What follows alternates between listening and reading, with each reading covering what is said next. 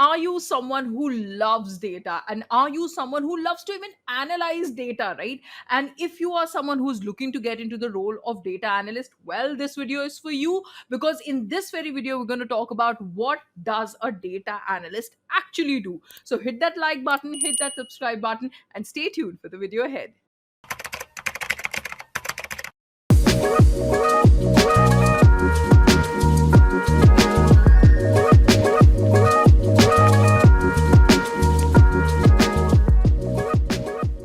Hey everybody, what's going on? My name is Afreen Rahman, and in today's video, we're going to be talking about everything you need to know about what data analyst actually does in their job kind of day to day.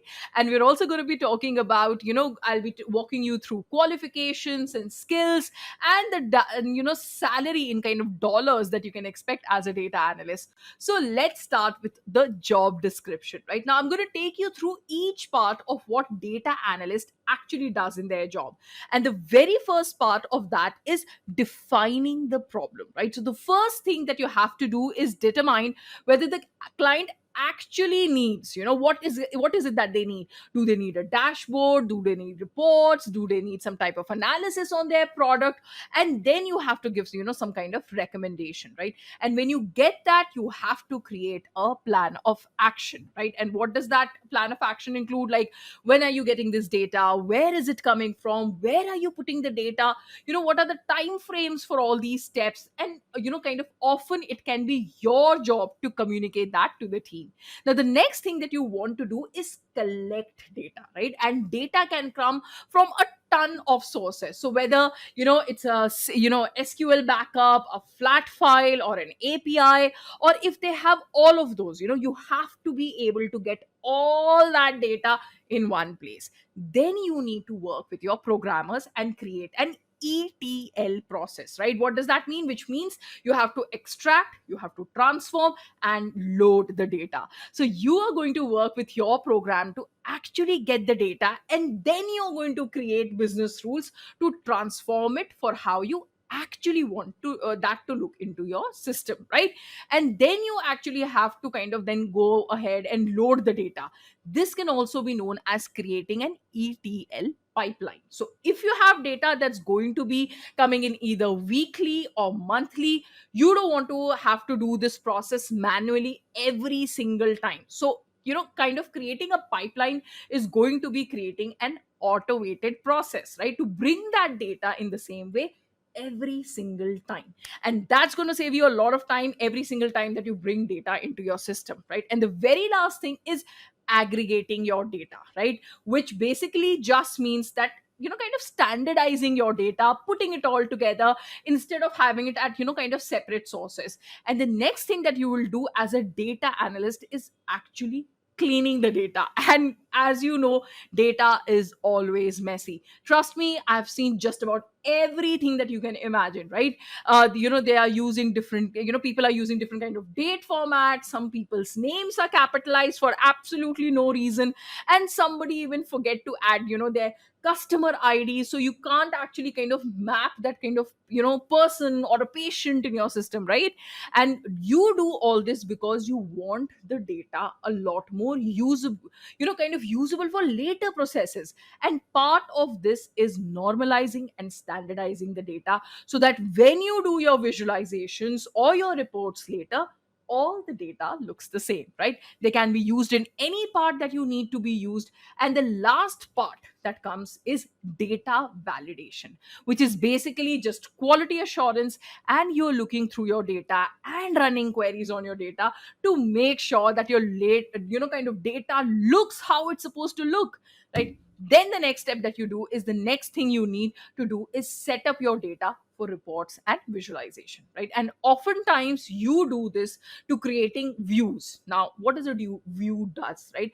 A view allows you to combine several tables into one, and then you kind of can choose a subset, right? A subset of that data that you actually want to use for your reports and visualization. And each view may need to be formatted differently based on what you're going to be using it for in the report or the visualization. and the very last thing that you're actually going to create your reports and visualization, right? So I know for myself, in our organization we use SQL for all our reports.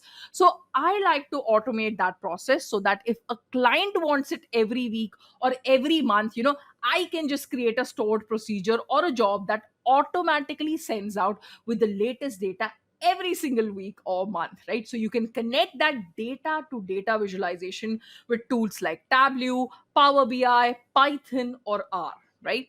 And lastly, you just want to make sure that your report or visualization solves the problem that you intended for itself, right? So it goes back to the very first thing that we looked at, which is what does the client want? What do they need exactly, right? And so this particular step just makes sure that it is actually kind of resolved, right? Now let's look at some of the qualifications for a data analyst, right? Oftentimes you're going to need a bachelor's, right?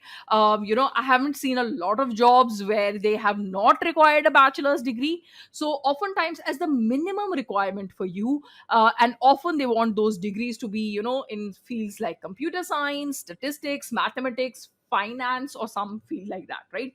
A master degree may be required for certain positions. So it doesn't happen like quite often, but I have seen some data analyst positions that do require a master's degree, right? So I don't think it's a prerequisite for it, but if certainly helps if you have a master's degree, right? Next, let's look at some of the skills that data analysts actually use. So the first one is SQL, right? SQL.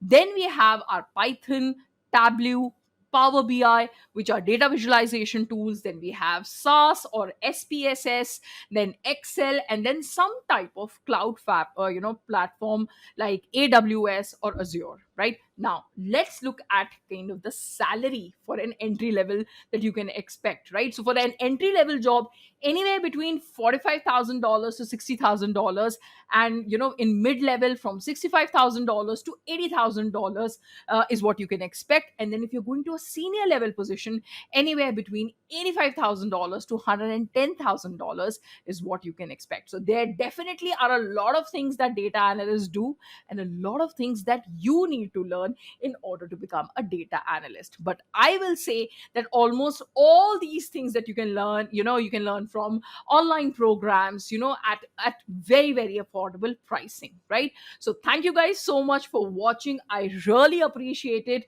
If you want to support the channel, please be sure to like and subscribe, and I'll see you in the next video. Thank you.